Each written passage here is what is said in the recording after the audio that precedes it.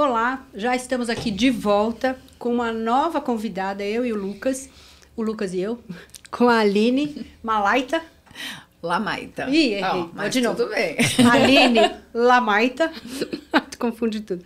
Que é cirurgia vascular e fala de lipedema nas redes. Ela faz o tratamento, é uma pessoa super séria nesse sentido, porque a gente precisa tomar cuidado que hoje, assim, o lipedema virou a grande moda, né, Aline? Então, você trabalha com isso desde quando e qual é a sua percepção hoje sobre o lipedema e a classificação? Porque a maioria das pessoas falam em lipedema, mas não sabem a classificação, não sabem a causa, né? Como é que você explica isso pra gente?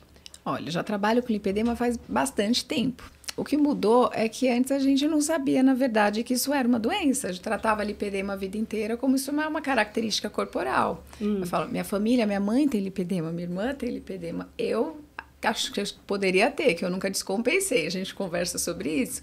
Mas eu falo assim, que a gente olhava e falava, é uma característica corporal que você tem ali aquele tornozelo grosso, mas não existia ainda uma padronização de quais eram os tipos, como que aquilo funcionava, qual que era a evolução da doença, porque não era considerado uma doença. Então, o que era o habitual no consultório de cirurgião vascular, que era quem recebia essas pacientes, geralmente com queixa do quê? De inchaço, dor na perna cansada.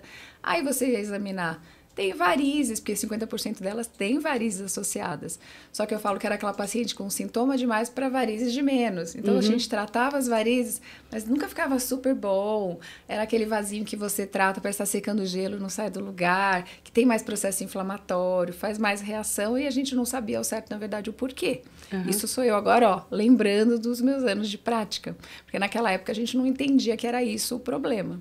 Era aquela paciente ter uma safena doente, mas que você operava e não melhorava o inchaço, não melhorava a dor. E assim a gente foi a vida inteira, sabia que é para fazer drenagem linfática, mandava perder peso, porque com frequência elas têm associação com sobrepeso. A partir de 2021, quando foi realmente classificado como uma doença, aí que começou a moda que a gente fala do lipedema e começou a ter muito mais informação.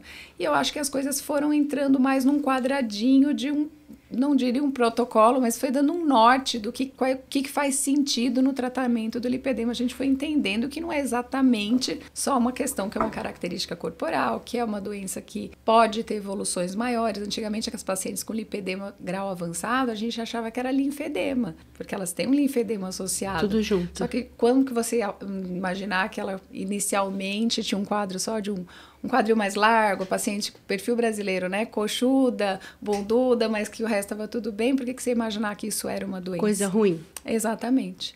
Eu acho que agora o que está caminhando é como está muita gente falando sobre o assunto, cada vez saindo mais assuntos, a gente está entendendo melhor como trabalhar essa doença, certo? E essa classificação, como que é?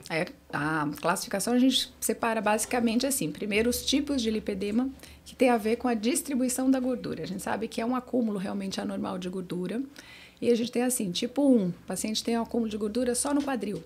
Então, aquela que até o Lucas estava mostrando agora há pouco, uma moça super malhada, bonitinha, com duas bolotinhas ali no quadril. Então, assim, aquela moça do quadril largo, que a gente fala. E é só quadril mesmo, aquela gordura na lateral do quadril que incomoda. Quando a gente fala do tipo 2, a gente já está falando de uma paciente que tem gordura no quadril e toda a região da coxa até o joelho.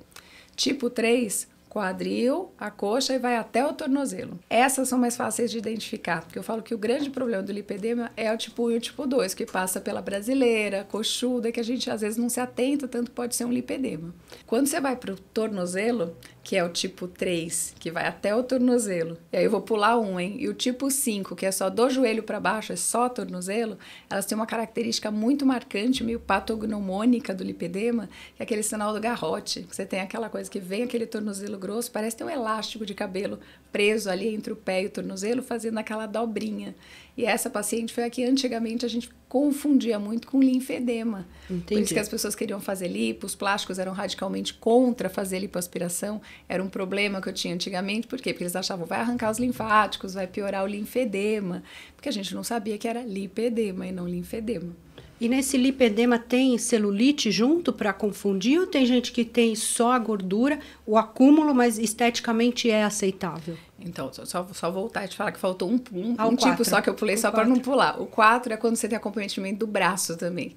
E o tipo 4 pode ser junto com qualquer um dos outros tipos. Então, tem paciente que tiver o braço, tipo, tem quadril e braço, ela tem tipo 1 e 4. Se você tem tipo... Aí você vai fazendo a mesclagem desses tipos. Agora, desculpa, perdi o que você falou. Que, em relação ao lipedema, por exemplo, tipo 1, tipo 2, são pacientes que têm esse acúmulo de gordura, tem normalmente associação com celulite ou é algo que esteticamente você pode não ter celulite e acaba sendo aceitável, é só volumétrico? Então, não necessariamente seja... Eu falo assim, que o lipedema, quando você pega... Aí a gente vai falar dos graus do lipedema. Que aí a gente tem grau 1, um discreto aumento de volume, acúmulo de gordura. Mas a pele ainda é lisa, não tem uma alteração ali distrófica importante. Um grau 2, você já tem um aumento maior de volume, mas você já começa a ter a alteração de nódulos de gordura. Se a gente fala que você passa a mão na gordura, o paciente tem lipedema, ela tem uns carocinhos, como se tivesse um arrozinho, um saguzinho, assim, ela é encaroçadinha, uma gordura que é toda em nódulos. E na hora que você começa a ter essa evolução para o grau 2, para o grau 3, você já começa a ter associação, que a lipedema tem muita associação no tecido colágeno. Então, ela tem muita flacidez associada. Então, o que você vê na prática é que começa a ficar aqueles nódulos de gordura e a flacidez em cima. E isso visualmente dá aquele aspecto, parece de celulite, mas não é celulite. São os nódulos de gordura e essa flacidez em cima. Então, às vezes, você pode ter celulite também, porque elas com frequência estão associadas também com obesidade, elas são às vezes obesas e vão ter também celulite. Mas o que eu mais vejo no consultório é quando você tem do grau 2 para frente, que eu vou falar dos graus mais avançados, mas que são as mais comuns, eu acho que é as que a gente mais tem que falar, porque são as mais difíceis de fechar diagnóstico, quem está nesse quadro mais inicial, porque elas não se atentam que podem ter isso, porque quem está grau 3, grau 4, já está no médico, já está se tratando, porque o negócio já chamou mais a atenção. E eu acho que na hora que você tem esse acúmulo, o que acontece? Elas correm para fazer tratamento dermatológico. É Vela Shape, vai fazer um Legacy, vai fazer tratamento dermatológico como celulite, só que não responde, porque tem essa gordura inflamada ali embaixo. Aí quando você já vai indo para um grau 3, para um grau 4, você já vai piorando o quê? Fibrose, vai começando a ter mais fibrose nessa gordura e ela vai aí sim, tendo um aumento maior de volume e causando aquelas deformidades. Tem paciente que realmente causa deformidades, umas coisas bem avançadas, bem evoluídas e sim associação com linfedema. A gente sabe hoje, nos trabalhos, que a gente estava falando, tem pouco trabalho, mas a gente sabe que desde os graus mais iniciais existe um comprometimento linfático nas pacientes de lipedema.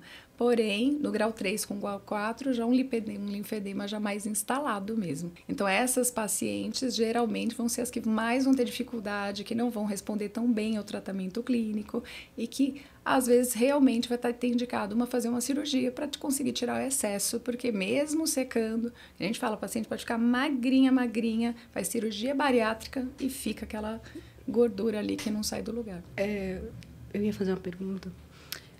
Essas alterações, elas ocorrem nas transições hormonais, né? Da puberdade, na menopausa. Isso acontece em todas as pacientes? É um passo obrigatório ou não? Elas acontecem ou elas manifestam mais? É isso que eu ia falar de assim, que manifesta mais. Que isso eu ia falar assim, a percepção que eu tenho assim, que eu não tenho dúvida, isso eu nunca li em lugar nenhum, mas para mim isso é bem claro, paciente que tem lipedema muito avançado, eu nunca vi uma paciente com lipedema grau 3, grau 4, muito avançado, que além de ter tido, manifesta sim, nos picos hormonais. Estrogênios. Então, a gente fala em picos, não porque eu falo que na menopausa não é pico, né? Mas nas variações hormonais, uso de anticoncepcional, alguma coisa nesse sentido.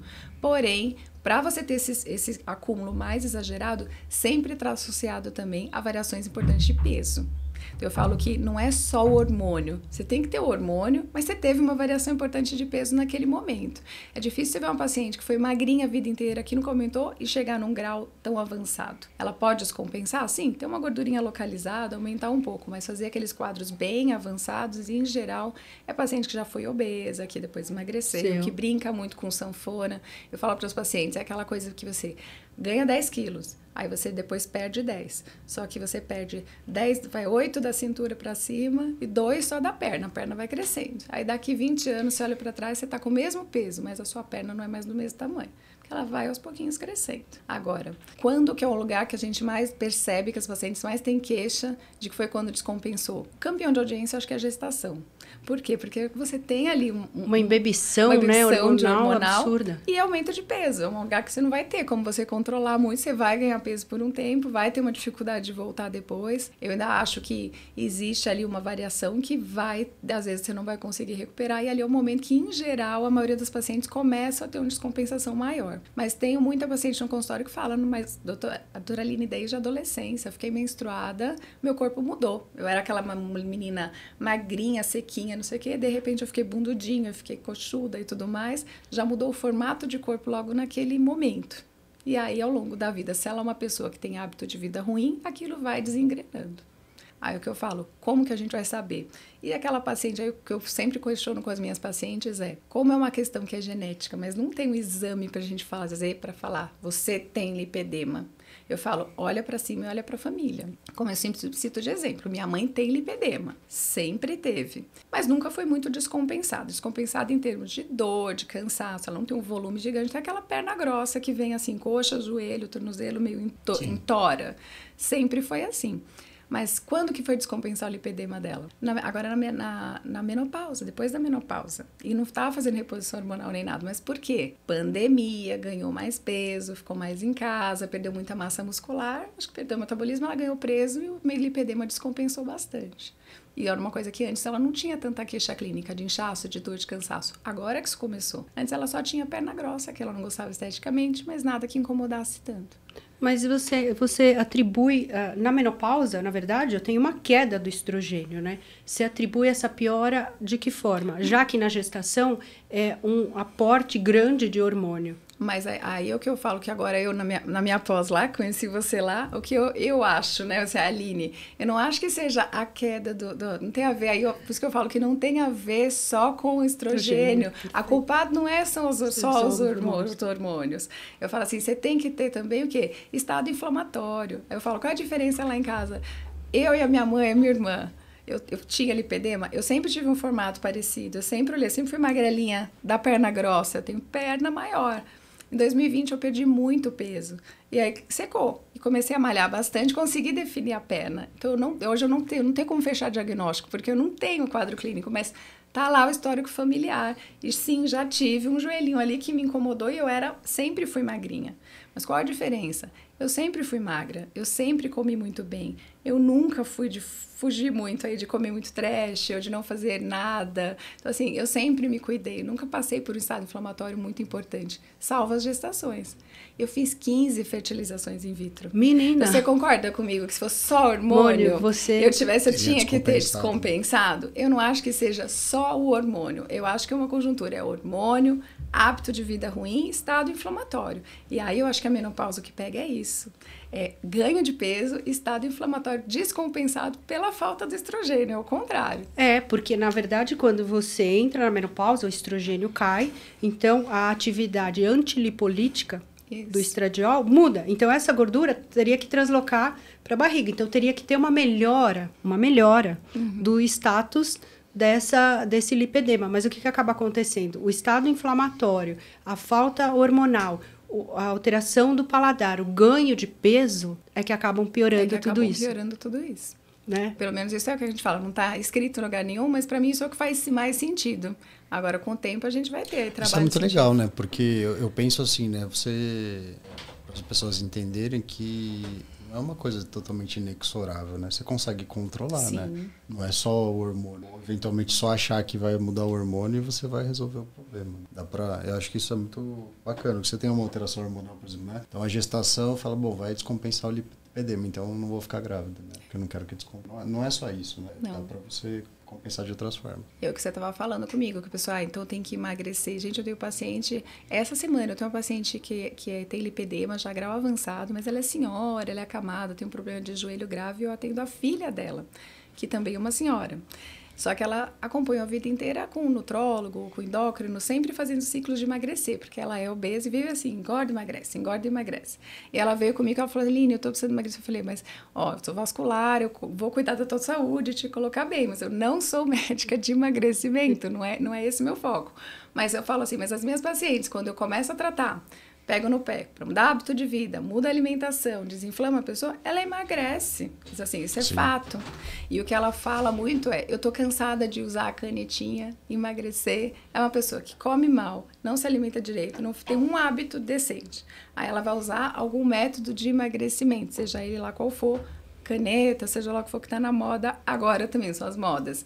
Ela emagrece? Emagrece. Por quê? Não vai comer. Aí ela vai pegar aquela dieta ruim que ela tem, e ela vai ainda diminuir o aporte. Então, ela vai fazer déficit calórico. Ela emagrece. Mas, desinflamou? Provavelmente então, o lipedema não vai ceder. Essa é a minha lógica de pensamento. Não tem sentido isso. Para mim, tem sentido você melhorar a qualidade nutricional, melhorar a alimentação daquela pessoa. E aí, depois, você pode até fazer uma estratégia, seja com alguma medicação, com alguma coisa, para aí sim ela emagrecer. Porque aí aquilo, teoricamente, deveria responder melhor, porque ela desinflamou. E onde a gente vê diferença, eu vejo muita diferença nisso, porque você entra com um tratamento mais anti-inflamatório, passa dor, para de inchar. O que você entra, por exemplo? Qual seria esse tratamento? Depende do paciente. Então, assim, tem paciente que trata a circulação. Se está ali com algum problema maior, de safena, com alguma coisa varicosa, tem que tratar. Tem que controlar o inchaço, porque quanto mais você incha, mais a gordura inflama. Então, o tratamento do lipedema faz parte tempo todo manter ela compensada com fisioterapia, drenagem linfática, liberação miofascial para melhorar essa circulação linfática e controlar o edema. Além disso, na hora que a gente vai fazer o score, você vai olhar se ela tem resistência insulínica. A maioria das minhas pacientes tem disbiose associada. Tem aí alteração, viciadas em tomar remédio para emagrecer, viciada em dieta cetogênica e low carb, porque tá na moda. Aquilo que a gente falou ontem. Tá na moda. Aí eu cheguei uma paciente minha de lipedema recente, que eu nem tratava do lipedema, eu tratava das varizes, eu não via ela há alguns anos. Tava lá, irritada, toda achando que ia assassinar o marido, falando assim que tá se sentindo mal, com o corpo todo ruim. Aí a gente foi fazer exame, junto com a Nutri, pedi exame de metabolômica pra ela. Aí a gente foi olhar, tá lá, toda a metabolização de proteína errada. A mulher, assim, não come uma fibra, não come nada, porque só come uma proteína, fruta, né? Não come uma fruta. Os neurotransmissores, tudo estourado, assim, tudo errado. Aí a gente fala assim, gente, tá errado isso. Fora que o excesso de aminoácidos, né, de proteína, você tem o nitrogênio, né? O nitrogênio vai formar amônio primeiro antes de formar a ureia, né? E o amônio é irritante do sistema nervoso central. Então, você corta muito carboidrato, você fica irritado, fica mordendo o pé da mesa mesmo. Mas eu acho que é complicado isso, porque eu acho que isso é a nova moda, né? A carbofobia, as pessoas estão carbofóbicas. Eu falo assim, que eu nunca vi uma pessoa magra não comendo carboidrato. Eu como carboidrato pra caramba a minha vida inteira. A questão é que você come equilibrado, você gasta de outra forma. Sim. Eu acho que não é bem esse o caminho. Não é a pizza. É o queijo, a calabresa, o azeite que você põe, tudo isso é muito calórico, né? É o que tem associado, né? E, por exemplo, quando você fala que a gente estava falando ontem sobre as dietas cetogênicas, né? Porque tem alguns trabalhos que falam que a dieta cetogênica melhora esse lipedema. Mas, é aquilo que a gente falou, né? Os trabalhos são pequenos, tudo. Mas, às vezes, talvez não será que uma dieta cetogênica faz a pessoa perder peso um pouco mais rápido? Sim. E aí ela fica entusiasmada e o engajamento é maior? Acredito que sim, mas eu também acho que se você faz uma dieta muito restritiva e a pessoa só perde peso, mas ela não fica compensada, ela tem um rebote muito mais rápido depois. E isso desanima mais também. Então, assim, o que a gente sabe, consenso que se tem hoje de lipedema é em relação à dieta anti-inflamatória. E o que eu acho confuso, porque eu mesma eu falo que essa semana eu entrei com a dieta anti-inflamatória e cortei o glúten da minha casa. Na verdade, eu cortei o glúten do meu filho e aí eu acho mais fácil numa casa, numa família, botar a mesma comida para todo mundo, sim, porque fica mais. Então, eu estava sem comer. A democracia não funciona em casa. Exatamente, porque aí pronto, porque assim não tem como. Democracia não funciona em casa. É sempre tem que ter um rei e uma rainha ali. É uma monarquia que funciona. Mas eu falo com uma paciente minha, que ela tá fazendo dieta anti-inflamatória, e eu pedi pra ela, assim, tentar, que ela tá lá com a Nutri, a gente conversando assim, tentando tirar o glúten, reduzir o leite, tirar o açúcar, algumas mudanças. E o marido não ajuda de jeito nenhum, senta do lado, e ela tem uma filha que é celíaca, que tem problema. Eu falo, gente, não tem jeito, pra qualquer problema nesse sentido, lipedema, principalmente, eu falo, sim, que tem que ter apoio da família, entender, sim, isso e dar apoio pra essas decisões que ela vai ter que tomar. Porque a grande maioria das pacientes com lipedema tem alguma alteração e gatilho alimentar. A maioria das vezes, a gente vai ver, Ou é o glúten, é o industrializado, é o ultraprocessado, é o açúcar. Eu falo que na lipedema que a gente vê com maior frequência, essa experiência entre os médicos, é o que? O açúcar e o glúten. É o que é mais inflamatório, mais irrita. Então, os pacientes de lipedema, você pode ir conversando. As que conseguem tirar isso da vida na hora que identifica que é o gatilho, melhoram muito o estado inflamatório. Aí, neste momento que ela está desinflamada, fez uma dieta anti-inflamatória, uma estratégia cetogênica por um tempo, aí eu acho que ela consegue perder peso. E aí o lipedema vai ceder melhor, porque não tá inflamada. Para mim isso tem mais sentido a lógica, mas você tem que... Não adianta que é uma coisa que é para sempre. Então o ideal é a gente vai ter que casar com o paciente e ela entender que é um caminho que ela vai ter que ir seguindo os passos ali para ela conseguir fazer isso de uma forma mais duradoura. Porque ninguém vive de cetogênica. Não dá, que cetogênica você vai fazer de vez em quando, é uma estratégia. Eu não classifico isso como uma dieta que a pessoa vai conseguir perpetuar por muito tempo ali na vida. Uma coisa bem complicada, né, de fazer esse tipo de dieta é o distúrbio alimentar que acaba causando. Os meninos do fisiculturismo, eles fazem o seguinte, a pré-competição, eles vão ao longo do tempo diminuindo o carboidrato que eles vão comendo e eles vão gastando. E nosso músculo, né, para um músculo grande, é um músculo que tem bastante glicogênio, que é o polímero da glicose, e água. Cada grama de glicogênio são 3 gramas de água. Ele vai diminuindo e vai gastando. Então, os estoques de glicogênio dentro do músculo ficam menores e ele vai diminuindo de tamanho. Só que você cria uma certa avidez, né, de glicogênio sintase dentro do músculo para repor esses estoques, porque o organismo entende que ele está sob estresse. Não está comendo e está gastando. Está sofrendo e não está sendo recuperado direito. E aí o que acontece? Na hora que chega perto da competição, geralmente eles acabam diminuindo a ingesta de água, eventualmente muito próximo eles cortam a ingesta de água e o carboidrato já está muito baixo. Logo antes da competição, eles enchem de carboidrato sem tomar água. Porque o que acontece? Para entrar esse glicogênio dentro do músculo, ele atrai água. Então ele vai puxar água, se você não está tomando, dos tecidos. Aí então puxa o da músculo gordura. cresce e você ainda tira água dos tecidos. Então visualmente melhora muito a definição. Então, os meninos fazem isso num processo de 2, 3 meses. A low carb faz isso em 1 semana, porque ela vai gastando caloria, vai gastando glicogênio muscular na semana e quase sem carboidrato, vai diminuindo o estoque. Aí chega no final de semana e fala, equilíbrio, né, gente? E ela come carboidrato e esses meninos ganham de 8 a 10 quilos, às vezes de um dia para outro. Só que não é gordura, é glicogênio muscular e água. E aí vai acontecer a mesma coisa na low carb. Aí cria-se, a pessoa tem a sensação de que ela comeu um carboidrato, comeu uma pizza, um doce, e ela fala, nossa, ganhei 4 quilos. Fala, tá vendo, não posso comer carboidrato que eu incho. Pronto, tá criado o distúrbio alimentar. Sim. E a questão da dieta cetogênica é, o músculo é preservado na presença de carboidrato, na hipocaloria.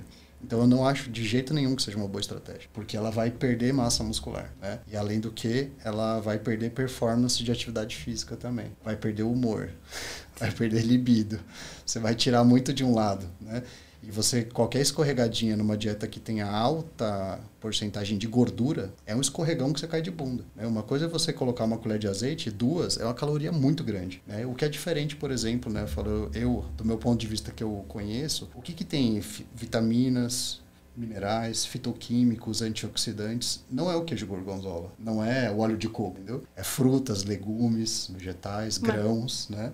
Então, isso, além do que, é uma dieta mais volumosa, né? Quando você tira a parte da gordura, a dieta com mais carboidrato ela é mais volumosa, né? Então, para a saciedade... É uma dieta mais mediterrânea. Agora, né? não tem estudo, né? Eu dei uma fuçada na Achei, base de dados. Tem um só, que é aquele que eu te mandei. Tem mais de dieta cetogênica. É. Mas, assim, tá dizendo que a dieta cetogênica funciona. Mas talvez como todas as outras dietas funcionariam. Mas é que só tem estudo dessa, né?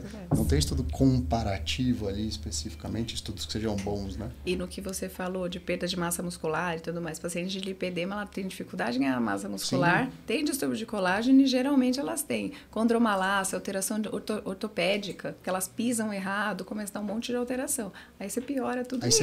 Aí você precisa da massa muscular, né? Para conseguir estabilizar isso. E aí ela não vai conseguir, ainda mais fazendo uma dieta nesse sentido. Então, em relação ao uso da gestrinona para o lipedema, eu vejo muita gente falando, e por ser algo muito novo, e a gestrinona ser uma coisa de um conhecimento muito restrito, especificamente nós somos praticamente o único país a usar gestrinona, então não vai ter nenhum guideline. Então, na teoria, as pessoas falam assim, é uma predominância estrogênica. Eu não tenho conhecimento profundo de lipedema para falar para você que não é, mas é aquilo que a gente falou. Se fosse uma predominância, na menopausa teria que melhorar. Exatamente. De qualquer jeito. Porque a endometriose melhora na menopausa. A mielomatose melhora. A metrorragia melhora. E isto são doenças onde o estrogênio tem o papel principal. E a gestrinona, ela tem um efeito antilipolítico. Então, eu pegaria esta gordura e traria para o abdômen, né? E por ser uma gordura que tem uma resposta diferente, o antiestrogenismo não funcionaria, porque o antiestrogenismo da gestrinona, ele está muito mais ligado ao endométrio, porque é uma progestina, né? Então, as pessoas começam a fazer teorias que eu acho que até são válidas, mas a gente precisaria estudar, porque só falar a teoria, eu acho assim, a gente tem que tomar um cuidado quando a gente fala as coisas. Pode ser que na teoria faça muito sentido. O raciocínio fisiológico e fisiopatológico, às vezes ele engana a gente, né? É isso que o Lucas sempre fala assim, aí tem trabalho, aí tem trabalho. É que eu falei, quando você tá pensando nisso, eu tô falando que vou mandar a pessoa comer fibra, tudo bem, mas quando eu tô mandando ela colocar um hormônio, aí você tem que pensar um pouco melhor, né? Porque você não tá mudando só um hábito de uma coisa que não vai fazer mal, não vai prejudicar, né? Aí vira uma verdade localizada num único país, num único lugar, onde toda a outra sociedade não tem uma referência a isso. E se fosse uma droga, uma doença de predominância estrogênica, você usaria antiestrogênicos e não a gestrinona. O que eu acho que acontece? Como a gestrinona puxa a água, ela diminui a gordura, que é o princípio todo. Então, aparentemente, esteticamente, deve melhorar. Mas a longo prazo, isso tem algum valor, tem alguma valia? Então, a gente tem que tomar cuidado quando fala que a gestrinona trata lipedema. Eu não tenho um guideline, eu não tenho uma visão mundial, é uma progestina. Se tivesse outra progestina no trabalho, uma progestina androgênica, tipo um levonorgestrel, qualquer coisa nesse sentido que desse resultado, eu até faria assim, pode ser. Mas eu ainda sou muito restrita, porque eu acho que a gente tem que tomar cuidado com esses modismos que tem por aí, né? Então, as pessoas começam... Ao meu ver, a partir do momento que eu indico uma droga cara, que é a gestrinona, que pode ter efeito colateral para uma doença que não é estrogênio dependente, ela tem uma alteração do receptor, são coisas diferentes. Então, eu acho que a gente tem que ser um pouco mais cauteloso. E na sua visão, que tratamento hormonal seria cabível para tratar lipedema? Você, como vascular. Eu sei que vascular não trata hormônio, mas... Eu falei assim, na realidade, minha relação é muito assim, até gostei de aprender muito sobre isso, muito com você, inclusive, para eu conseguir ter mais crível quando chegam os meus pacientes para mim com a conduta dos ginecologistas, que eu falo que, eu sempre falo para os meus pacientes, que eu falo assim, olha, a ginecologia está vivendo uma fase de transição, que nem a vascular a gente teve um tempinho atrás, e que arranca essa fena e fala, isso não se faz mais, mudou, mas não é todo mundo que se adaptou ainda e tudo mais. Eu falo que na ginecologia eu pego as condutas mais... absurdas e assim, cada um é uma terra complexa hoje, eu falo. Então, às vezes eu pego um paciente e falo assim, vamos procurar um médico que está mais alinhado nessa fase de vida que você está passando. Às vezes tem que interromper e tirar. E às vezes orientar baseado, eu falo até ancorada na questão vascular, de talvez se ele mudasse isso aqui, porque vai ser melhor, porque vai diminuir o risco vascular. Mas na verdade não era o risco vascular, que eu acho que isso que era melhor para aquela paciente. Mas é para conseguir fazer ele mudar de conduta. Isso acontece com frequência, mas eu particularmente não indico o tratamento. Eu falo para discutir com o ginecologista e mando para os colegas que eu sei que entendem disso. Porque eu acho que a gente tem as especialidades para isso. Então, o que eu sei tem a ver com as questões hormonais? Tem. O que eu tenho de consenso para mim? Eu não vou mandar, por exemplo, uma paciente que é jovem, que tem tendência a lipedema, estou vendo a família, estou vendo o formato corporal, não vou mandar ela tomar anticoncepcional. Vou tentar arrumar outro meio, outro método, a não ser que ela realmente, eu falo assim, discute com o teu ginecologista qual é a real indicação do anticoncepcional. Existe outra alternativa? Ou ela tem uma síndrome de ovário policístico, ela tem alguma indicação ginecológica que te mande fazer esse tratamento? Aí eu vejo sentido. Agora, usar só para controlar a acne, ou só porque ela quer, se existe uma outra alternativa, eu falo, tente evitar. Porque a gente não sabe. O que eu converso muito com as minhas pacientes é assim, por exemplo, aí tem umas que chegam assim, doutor, eu descobri, uma amiga minha é personal e mora em Miami, e ela dá curso online de fitness, essas coisas. Ela me mandou um áudio de uma paciente dela, de uma cliente dela, que mandou assim, com um áudio sofrido assim. Eu descobri que eu tenho uma doença que é incurável. Eu tenho um lipedema, que é uma gordura que não adianta eu fazer ginástica, não adianta eu fazer nada de dieta, porque essa gordura nunca vai sair. Porque o único tratamento existente para esta doença é fazer uma lipoaspiração. Então, eu vou fazer a minha lipoaspiração, porque o médico disse que é a única coisa que eu posso fazer. E eu quero que você monte um treino para mim, porque a cirurgia é daqui 20 dias, e ele falou que eu tenho que estar compensada para a cirurgia. Então, eu preciso que em 20 dias você me compense e faça eu ganhar massa muscular. Em 20 eu preciso dias. ter mais massa muscular. Eu ouvi esse áudio para poder fazer a minha cirurgia. Ela me perguntou, Aline, tipo, dá um norte desse lipedema que ela tem. Mas o que eu quero dizer assim, isso é o que está na cabeça das pessoas. E o que eu falo para os meus pacientes, é a lipoaspiração que é a solução? É fato que a lipoaspiração é a única método que a gente tem hoje que pega a gordura e tira do seu corpo, aquela gordura doente. E agora, a lesão isso é de cura linfático nessa lipoaspiração? Nisso a gente sabe que realmente não tem, nisso não é a maior preocupação. Não? As pacientes de lipedema, pelo contrário, assim, indo contra a corrente do que a gente acreditou por muito tempo, as pacientes que têm lipedemas mais avançados, quando é a paciente que eu acho que o primeiro passo num tratamento de lipedema é uma cirurgia plástica. Paciente que tem um lipedema grau 4, super avançado e que não tem nem mobilidade. Para eu conseguir fazer aquela pessoa andar e fazer ginástica, eu preciso tirar aquele volume. Gordura. Porque funciona quase como um linfedema. Ela tem alterações ali que não permitem que ela ande. Tem muito peso, sobrecarga articular, ela não consegue fazer nada. Então, como você vai conseguir fazer ela fazer um tratamento clínico? Tá aí um exemplo do que o raciocínio fisiológico e fisiopatológico engana a gente, né? Eu vou tirar o linfático e vou piorar, né? Mas antigamente a gente tinha fisiologia, né? Um exemplo claro aqui do que a gente falou. Mas nessa paciente, você faz a cirurgia. E aí não é só a lipoaspiração, faz dermolipectomia, tirar volume, tirar pele, tirar massa mesmo ali daquele lugar.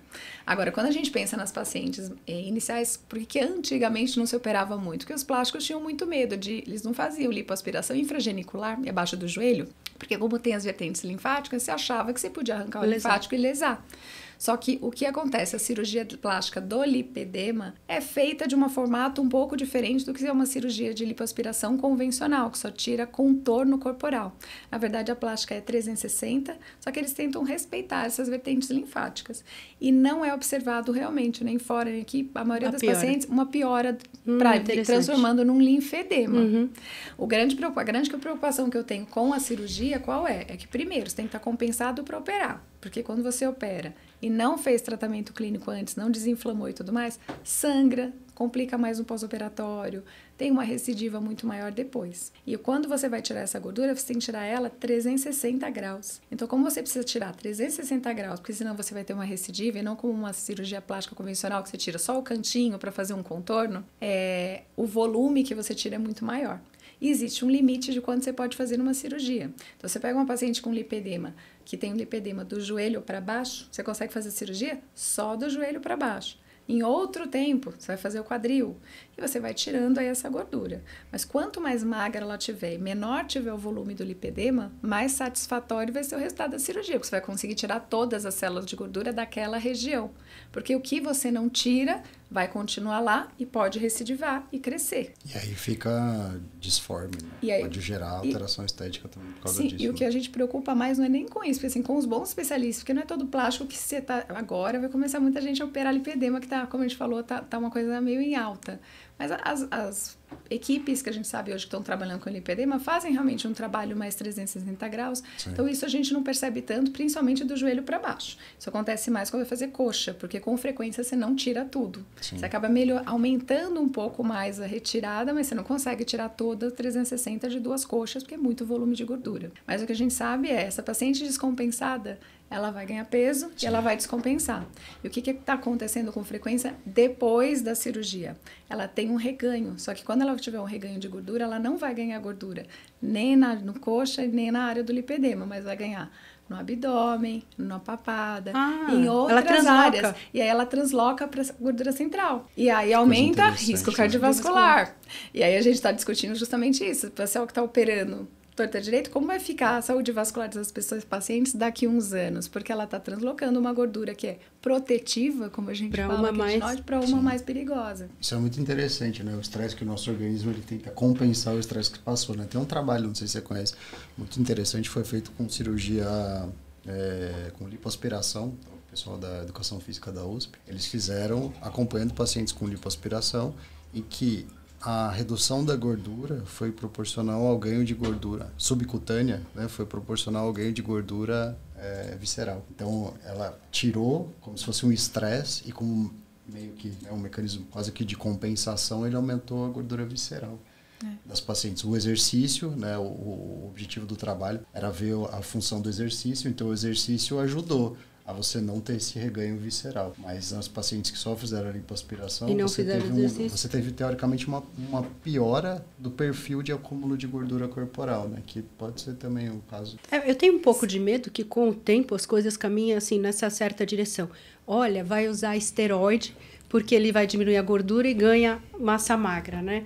Então, essas coisas que as pessoas vão teorizando e que parecem muito lógicas e muito aceitáveis, mas que eu não comprovei na população, né? Sim. Então, eu tenho muito medo disso. E tudo que eu vejo, e eu não sei se é aquilo que a gente falou, né?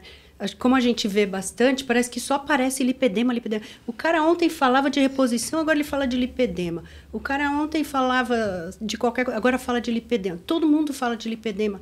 É o endócrino, é o gineco, é o diabo que o parta. Qualquer um fica falando de lipedema, né? E aí eu fui ver, é um negócio meio complicado de você... E por mais que você estudar a teoria e você não ter comprovação na população, não tem um grande ganho. Eu acho importante a gente teorizar, a gente tentar tratar, mas a gente falar que tem protocolo para tratamento, não tem. O que tem são linhas de pensamento, mas nesse sentido. A gente tem que fazer uma dieta anti-inflamatória, a gente tem que gerenciar o peso, tem que estar preparado se vai fazer toda uma decisão para fazer uma cirurgia. Eu falei, se existe um protocolo, seria um protocolo nesse sentido, mas protocolo de tratamento, efetivamente, não tem. Existem protocolos cirúrgicos. Eu estava conversando numa live com a Mariana Silva, que é uma médica vascular que opera lipedema, e a gente estava conversando, ela falando justamente da situação, assim, fora do Brasil, na Europa, né, que eles estão uns 10 anos na nossa frente.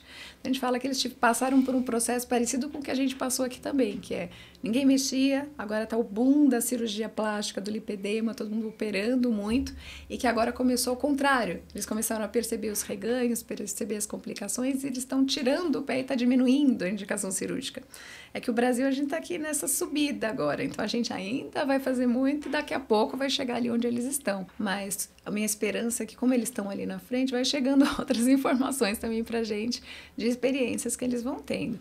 Mas, infelizmente, hoje é isso que a gente estava conversando. Não tem nada científico pra gente se basear.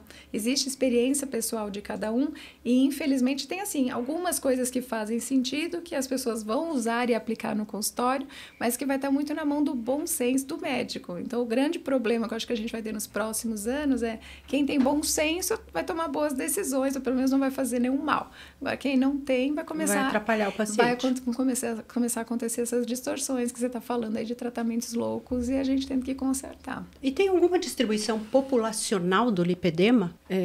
O último estudo que fizeram um levantamento, viram que é 10% da população feminina. Não, é populacional no sentido de países, de genética, de... Ah, não. Isso eu nunca vi. Distribuição geográfica. Isso, distribuição geográfica. Porque a gente tá falando da brasileira, né? Porque as pacientes sempre falam assim pra mim, você não tem celulite? Eu falei, mas também não tenho bunda, né?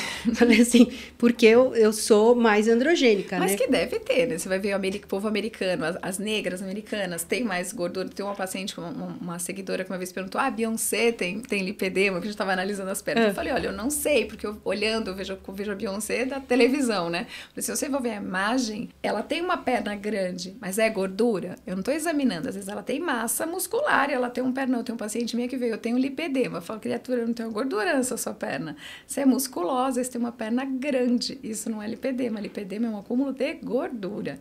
Então, não é todo mundo que tem perna grossa que tem lipedema. Então, vai começar, não sei te responder. Mas que existem biotipos que são mais sugestivos, isso tem, né? Não, é porque eu fiquei pensando, que brasileira, a italiana, né? Brasileira, tem, a negra né? americana. A gente tá mais sem roupa, né? Vamos combinar, né? É muito mais fácil de ver, né? Não é verdade? Tem muito mais praia. E a gente é muito mais corpolatrista nesse sentido, né? De reparar muito no corpo, né? Porque brasileiro é fuxiqueiro, né? Fica olhando pro outro, reparando pro outro. Ontem tem verdade, uma verdade. mulher, ela até tem 1,80 m e tralalá. Ela pesava 60 e poucos quilos. Então, assim, bem magra. Aí ela falava assim, mas eu tenho lipedema. Eu olhava, né? Eu e a Tereza, minha auxiliar e segunda opinião. A gente falava assim, olha, não acho que é tanto lipedema. Não, mas eu tenho lipedema.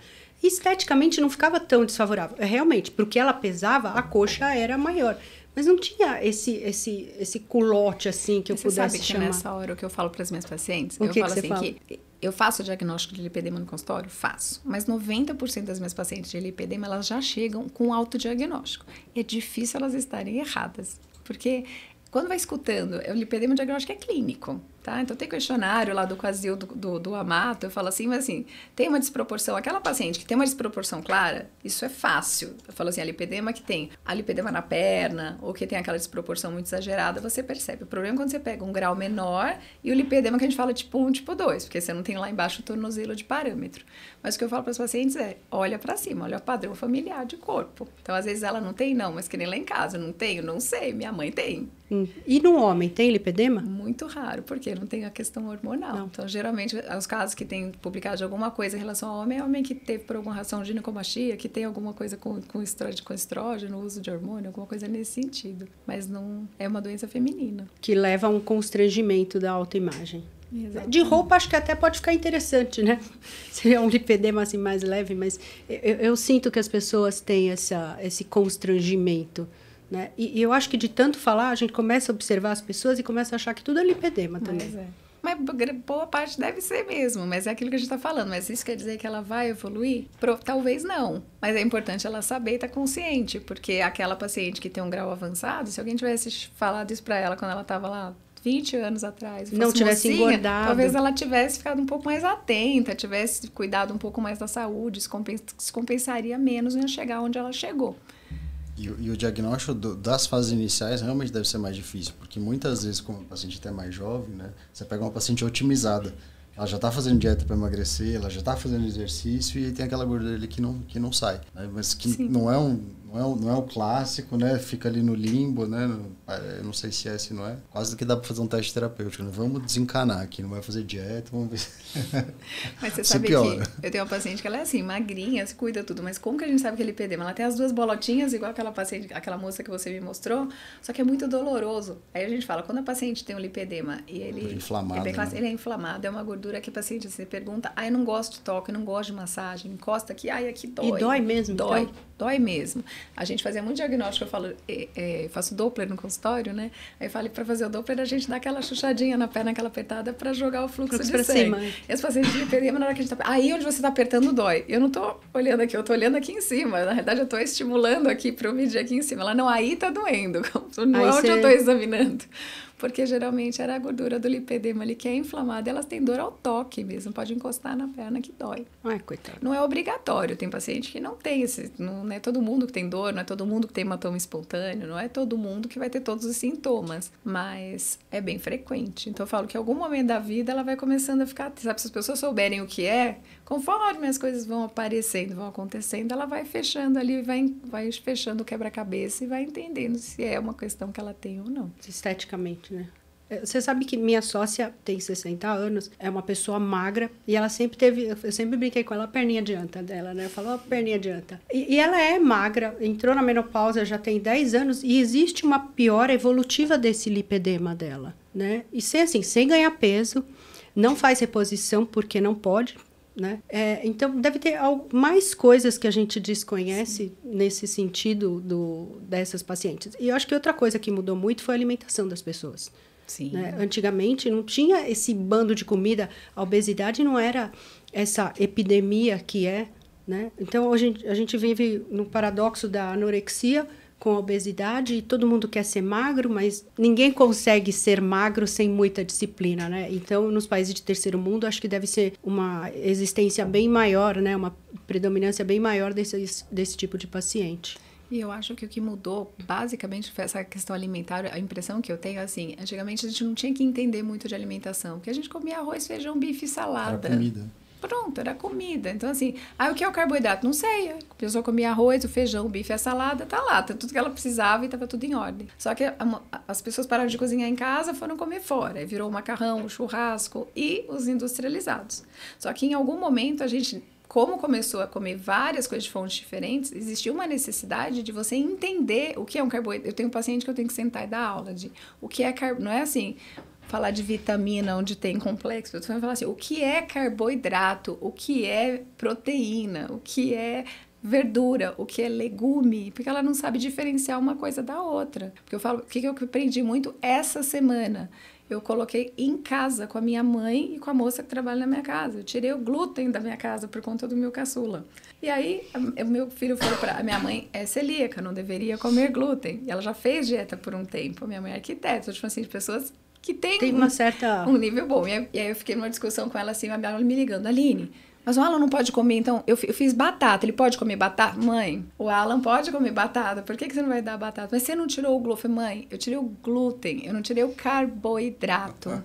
Aí eu percebi que, não só ela, a moça estava em casa e 2 pacientes no consultório orientando, as pessoas confundem. Você fala que vai tirar o glúten, as pessoas entendem que vai tirar o carboidrato. Eu estou com uma mania com carboidrato. O carboidrato virou um grande vilão. Um grande vilão, uma aura na cabeça das pessoas. Aí eu falo, não é o glúten, eu falo que tire farinha de trigo, mãe. Então assim, ó, o pão, macarrão. Pensa assim, ó, pão, macarrão. Não dá pão e macarrão para ele. O resto você pode dar, que tá tudo certo. Porque as pessoas não sabem comer. Eu falo que as pessoas não sabem o que tem na comida que elas comem. Não tem a menor noção. E aí vira uma bagunça danada. Aí essa menina que cresce e não sabe, depois vai cuidar da casa dela, vai cuidar do filho. E aí... nós vamos ter cada vez mais gente acima do peso. Eu queria agradecer a Aline, né? A disposição, o tempo, o conhecimento, né? Porque a gente tem que ir atrás de um conhecimento sério, né? De gente que estuda há muito tempo a mesma coisa, que isso é importante. E queria que você falasse seu Instagram e seu consultório. Meu Instagram é alinelamaita.vascular. Estou falando bastante lá de lipedema agora. Eu vejo, assisto. E o meu consultório fica aqui, fica na Avenida, ali perto da Avenida Paulista, ali na Cincinato Braga. Estou lá no meu pontinho sempre. Tem o link lá no Instagram para quem precisar. Seu prazer. Atendi uma paciente sua essa semana, olha que coincidência. Eu mandei. Falei, não, vai lá, que eu falei assim, não adianta. Não foi uma que você mandou, foi coincidência. Não, mas tem uma que eu mandei. Me falou alguma coisa de reposição, eu falei, mas o que você faz? Eu fiquei preocupada, não, mas o que você tá fazendo? Ela me deu, eu falei, não, você tá com a Loreta sabe tudo, eu disse, não sei, eu não preciso me preocupar, vou nem olhar, essa aqui tá tudo certo. Porque assim, não dá para um médico fazer tudo, a gente tem que ter a humildade. Então não dá para entender muito de lipedema, muito de reposição, muito de endometriose. Eu tenho que ficar no meu quadrado. Reposição, né? Endometriose, anticoncepção. Lipedema, eu teria que estudar muito. E não dá, porque as coisas mudam muito. Então, a gente tem que ter essa responsabilidade. Quem muito sabe, não sabe nada. Mas você sabe que, ao mesmo tempo, aí eu vou falar minha opinião controversa sobre esse assunto, que é da minha experiência, isso de consultório. Apesar de eu saber que a lipedema é uma doença que é multidisciplinar, precisa de um físio, precisa de uma nutri, precisa de um médico, ou mais de um médico, ou mais uma psicóloga. Mas eu falo que tem que ter um médico, que é o que gerencia todo mundo e entende o que está acontecendo. Porque o que eu vejo com muita frequência é equipe multidisciplinar, lindo. Só que a paciente vai um dia no endócrino, um dia no vascular, tá tudo vaso. Aí vai no outro dia no outro. Um não conversa com o outro, ou tem linhas de tratamento muito diferentes. Sim, sim. E aí as coisas não conversam. A paciente gasta uma fortuna, fica frustrada, não vê resultado, e aí fica pingando aqui e colar e não consegue fazer uma sequência lógica de tratamento que tenha sentido para conseguir ver um desfecho. Tem isso também, mas o que eu falo especificamente... Não, sim, mas estou só falando isso porque os pacientes me perguntam muito, mas então tem que ir alguém que estude, mas quem é a pessoa que você vai? É o vascular? Não, tem que ser alguém que goste da doença, entenda a doença e que vai te ajudar para alinhar o que você precisa. Agora você precisa desse médico, precisa de um ortopedista, que você precisa disso aqui. Um maestro. Vai lá, mas que tá olhando, o que o ortopedista fez? Ele tem aqui, meio que coordenando todo mundo. Isso, um maestro para fazer tudo, sim. Exatamente. Né? Então, acho que a gente tem que ter essa humildade na vida. Obrigada, viu, Aline? Foi um prazer. Prazer foi meu.